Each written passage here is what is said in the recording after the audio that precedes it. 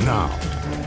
On the eve of the NATO summit in Chicago, 3 men are in jail accused of planning attacks on the president's campaign headquarters there. Prosecutors say the men were trying to make Molotov cocktails, planning to target the campaign offices, the mayor's office, and police stations throughout Chicago.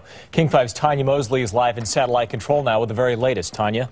Well, all of the men arrested are from the East Coast. They call themselves anarchists, part of the Black Bloc group. But police call them domestic terrorists. Vincent Beverly, Jared Chase, and Brian Church are now charged with domestic terrorism. Some of the proposed targets included the campaign headquarters of President Barack Obama, the home of Mayor Rahm Emanuel, and certain downtown financial institutions. They were arrested at this apartment complex on the south side of Chicago. Authorities believe they planned the attacks to coincide with the NATO summit.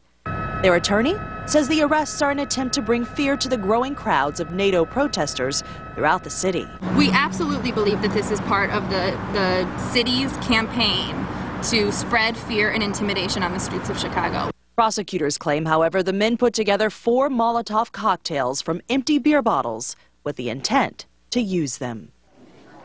And a spokesperson for President Obama is referring all questions to the Chicago Police Department. Each of the men is being held on $1.5 million bail.